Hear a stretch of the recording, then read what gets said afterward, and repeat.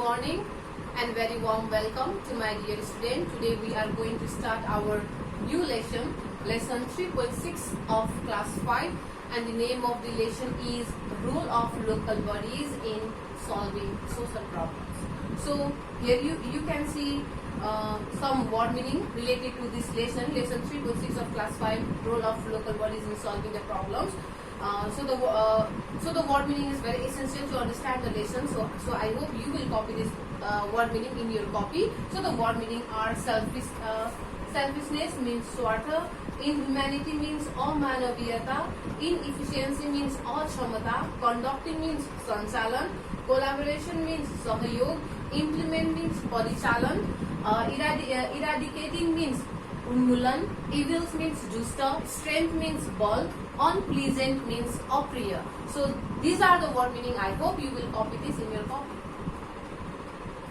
So this lesson 3.6 of class 5, are the role of local bodies in solving the social problems, are related in couple of paragraph. This lesson is related on the couple of paragraph, and in this lesson we are going to learn about the role of local bodies in solving the social problems. What are the roles of local bodies to solve the social problems? So first, what is the meaning of local bodies? Local bodies भनेको के हो त?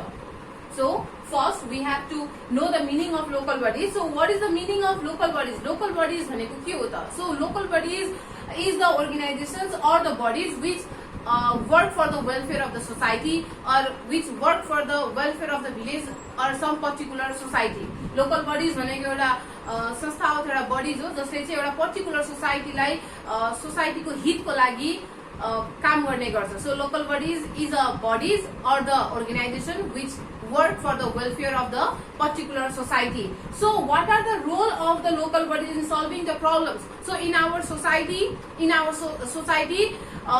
social problems. In our society, many social problems are held. थुप्रै social प्रब्लम्सहरु, थुप्रै सामाजिक समस्याहरु हाम्रो समाजमा हामीले देख्ने गर्छौं, सुन्ने गर्छौं. We heard or we saw many social problems in our society, and local bodies play an important role, or local bodies play a vital role to solve the social problems in our society. र local bodies ले हाम्रो समाजमा भएका सामाजिक समस्याहरूलाई eliminate गर्नको लागि अथवा हटाउनको लागि चाहिँ मुख्य भूमिका खेल्ने गर्छ, जसको बारेमा हामी यो च्याप्टरमा पढ्छौं. So now I'm going to explain this paragraph. Or this lesson. I hope you will listen to me very carefully. So we all live in a society as it gives us protection and strength for all round development. So we people are live in a society. हामी सोसाइटीमा बस्ने गर्छौं. We live in a society because society gives us strength and society gives us protection for all round development. हामीलाई चौतर्फी बाट विकसित हुनको लागि हामीलाई बल र हामीलाई सुरक्षा दिने गर्छ. We all live in a society because society provides us, society gives us, or society provides us protection and strength for overall all round development. There are good and bad people in our society, and in our society we can find good people and the bad people. We found both good people and bad people in our society. हामीले हाम्रो समाजमा राम्रा व्यक्तिहरु पनि पाउने गर्छौं भने नराम्रा व्यक्तिहरु पनि पाउने गर्छौं. So we people live in a society, and society gives us protection, society gives us security for all round development. And in our society we found both good people and bad people. They have different thoughts, and all the people in a society have a different thoughts. फरक समाजमा बसोबास गर्ने फरक व्यक्तिको फरक सोच अथवा फरक धारणा हुने गर्छ. Everybody have a different perceptions, everybody have a different thoughts. फरक मानिसको फरक सोच हुने गर्छ, फरक धारणा हुने गर्छ, फरक विश्वास हुने गर्छ. Everybody in a society have a different perceptions and different thoughts. They gives birth to the many evils which turn into the social problems. राम्रो व्यक्तिको सोच राम्रो हुन्छ. The people who are good, who are humble, who are noble, who are civilized, have a good perceptions, have a good thought. But the person who are a bad person, the person who are a bad, who are irresponsible, have a bad thoughts, bad perceptions, and they germinate or they give birth to the many evils and which turn into the social evils. जो व्यक्ति राम्रो छ त्यो व्यक्तिको सोच पनि राम्रो हुन्छ, जो व्यक्ति राम्रो हुन्छ, असल हुन्छ, हम्बल हुन्छ, the person who are humble, the person who are civilize, जो व्यक्ति सभ्य छ त्यो व्यक्तिको सोच पनि के हुन्छ, एकदमै फराकिलो हुन्छ. They have a broad perception, फराकिलो सोच हुने गर्छ. But the person who are bad, जो व्यक्ति खराब छ, इरेस्पोन्सिबल छ, that person have a narrow perception, त्यो व्यक्तिको सोच एकदमै तल्लो स्तरको हुने गर्छ, एकदमै नीच हुने गर्छ. The people who are a bad have a very narrow perceptions and they give birth to the many इभिल्स.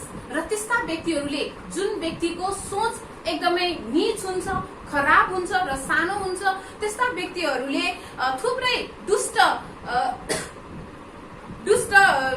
दुष्टलाई इभिल्सलाई germinate गर्ने काम गर्छ, जन्माउने काम गर्छ. र त्यो इभिल्सहरू पछि गएर चाहिँ सोशल प्रब्लम्समा अथवा सामाजिक समस्यामा टर्न हुने गर्छ, परिवर्तन हुने गर्छ. They germinate, they get birth to the many evils which turn into social evils later, जुन चाहिँ पछि गएर चाहिँ सोशल प्रब्लम्समा अथवा सोशल इभिल्समा चाहिँ टर्न आउट हुने गर्छ. So there are some bad practice in our society which affect badly the development of our society. हाम्रो समाजमा थुप्रै यस्ता नराम्रा प्र्याक्टिसेसहरू छ, ब्याड प्र्याक्टिसेसहरू छ, जसले चाहिँ हाम्रो समाजलाई विकसित हुनका लागि रोकिरहेको छ.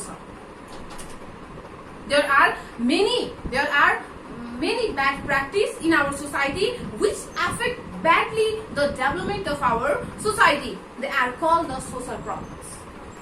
र त्यस्ता bad practice लाई हामीले social problems भनेर भन्ने गर्छौं.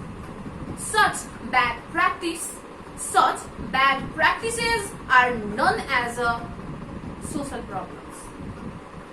Similarly, some unpleasant activities exist in our country as anti-social activities. Some unpleasant, केही अप्रिय क्रियाकलापहरू, हाम्रो समाजमा भएका अप्रिय क्रियाकलापहरूलाई हामीले एन्टी सोशल एक्टिभिटीज भनेर भन्ने गर्छौं. The some unpleasant activities of our country is known as anti-social activities, and they also disturb peace, security and the prosperity and the social harmony in our country. र त्यस्ता anti-social activities ले हाम्रो समाजमा भएका peace, security, prosperity and the social harmony मा disturb गर्ने गर्छ, problemsहरू create गर्ने गर्छ. Such unpleasant activities are called the social evils, and such unpleasant activities which are found in our society is known as social evils. र त्यस्ता अप्रिय क्रियाकलापहरूलाई हामीले social evils भनेर भन्ने गर्छौं. All the social evils and the problems are caused by our ignorance, selflessness, inhumanity and inefficiency. र यी सबै सामाजिक दुष्टहरू अथवा सामाजिक समस्याहरूको कारण के हो त? Why the social evils and why the social problems germinate? अथवा what are the causes of social evils and the social problems? Social evils र social problems को कारणहरू के हो त? Ignorance, selflessness, inhumanity and the inefficiency. हाम्रो लापरवाही, स्वार्थी भावना, अमानवीय अथवा अक्षमता, यी सबै कारणहरू हो जसले चाहिँ सोशल इभिल्स र सोशल प्रब्लम्सलाई चाहिँ जन्म दिने काम गर्छ अथवा जर्मिनेट गर्ने काम गर्छ.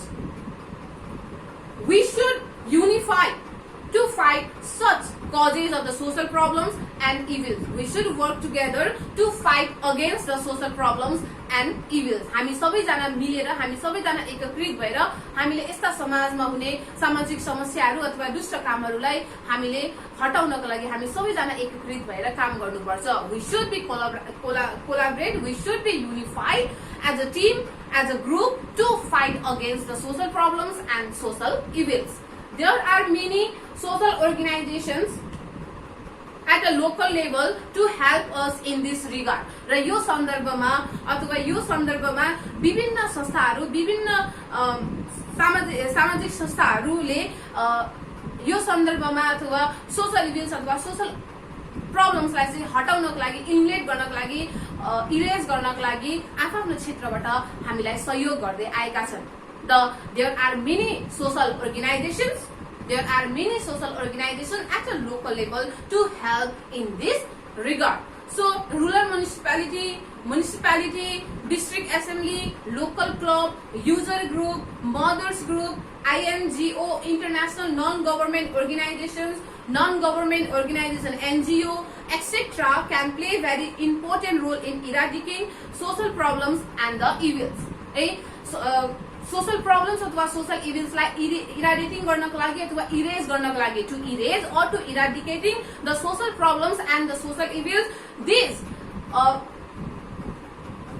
rural municipality, district assembly, local club, mothers club, user club, INGO, NGO can play a very important role to erase the social problems and the social evils from our society. So they should do the following things in this regard. यी संस्थाहरूले अथवा यी अर्गनाइजेसन्सहरूले social problems हटाउनको लागि के गर्नुपर्छ त? So the first is organizing various meeting in collaboration of the local people for the public awareness. For public awareness, they should organize a meeting in collaboration with the local people. यी संस्थाहरूले अथवा social अर्गनाइजेसन्सहरूले चाहिँ public अवेरनेसको लागि चाहिँ सार्वजनिकलाई जनचेतनाको लागि मानिसलाई अवेर गर्नको लागि सचेत गर्नको लागि चाहिँ लोकल पिपल अथवा स्थानीय बासिन्दाको सहयोगमा चाहिँ विभिन्न मिटिङहरू चाहिँ अर्गनाइज गर्नुपर्छ. They have to organize a various meeting in collaboration of the local people for the public awareness. They have to organize various meeting थुप्रै मिटिङहरू अर्गनाइज गर्नुपर्छ. They have to organize various meeting in the collaboration of the local people for the public awareness. And the second point is informing people by means of pamphlet and the poster about bad consequences of the social evils. Social इभिल्सको नतिजाको बारेमा खराब नतिजाको बारेमा मानिसहरूलाई अथवा सर्वसाधारणहरूलाई चाहिँ हामीले inform गर्नुपर्छ, सचेत गराउनुपर्छ. We have to inform the local people about the bad consequence of the social problems and the social evils. We have to inform the people. We have to inform the people about the bad consequences of the social problems and the social evils with the help of pamphlet, posters or the banner, etc.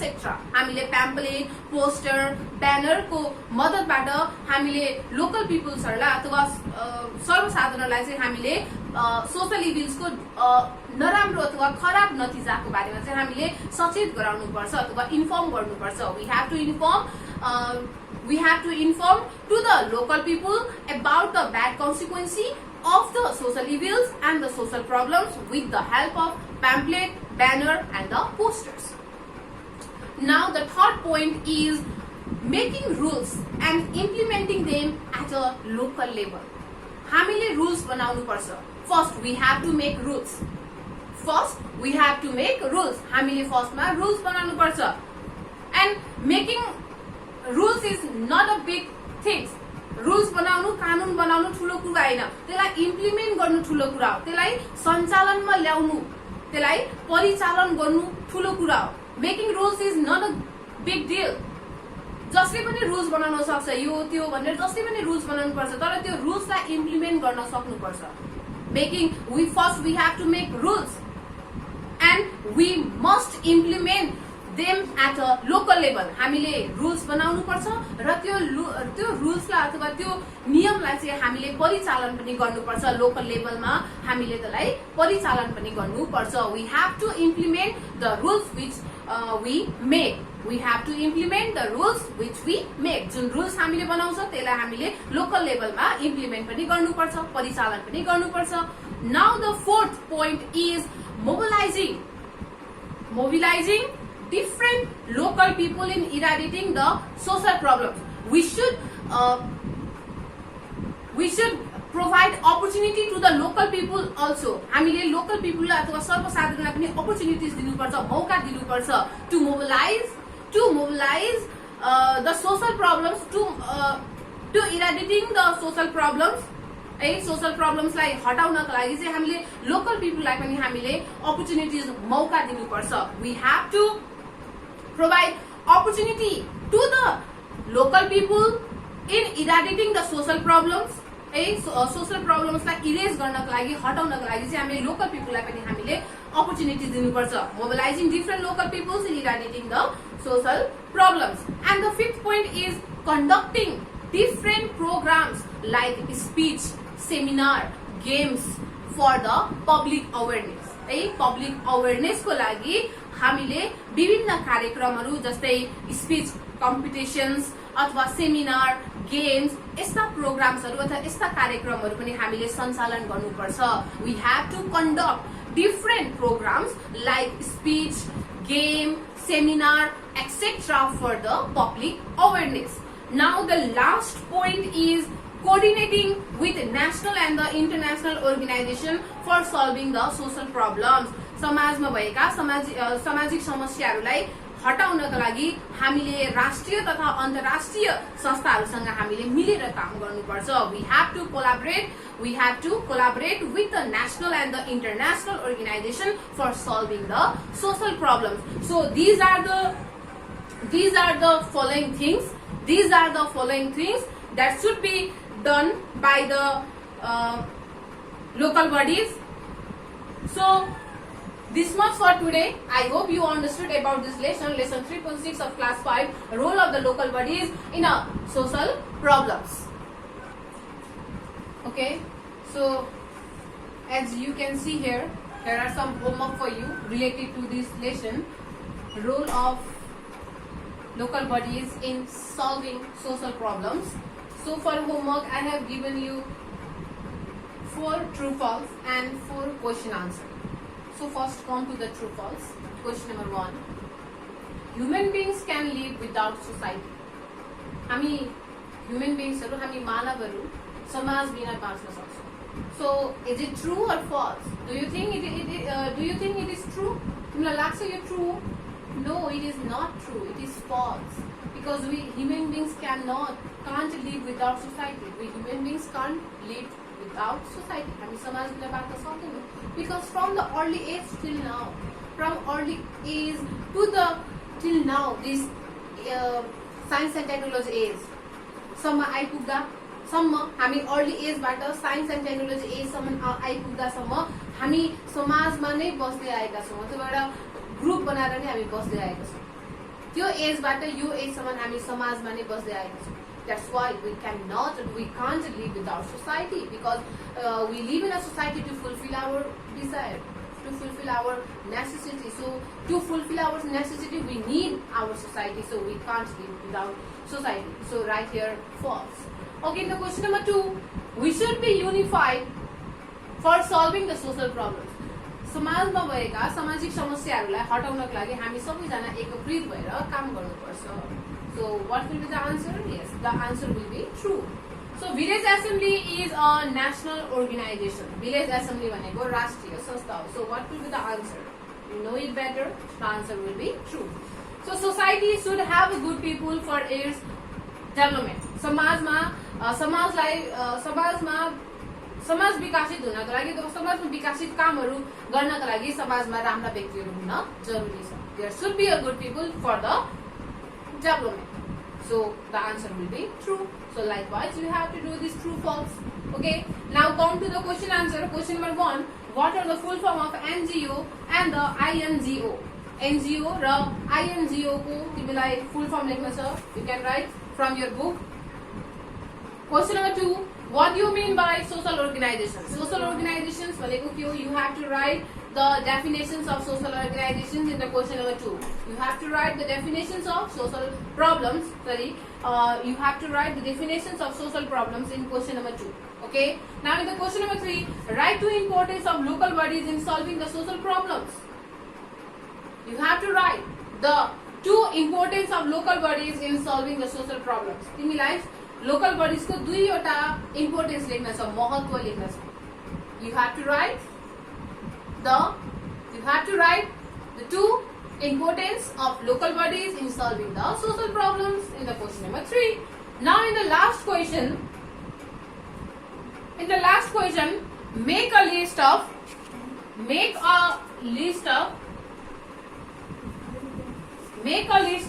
local bodies working in your locality. तिम्रो locality मा काम गर्ने केही local bodies को नाम लेख. You have to write the name of local bodies which work in your locality. So this is the question answer. This is the true false. I hope you will do this homework at your home very seriously. Thank you very much.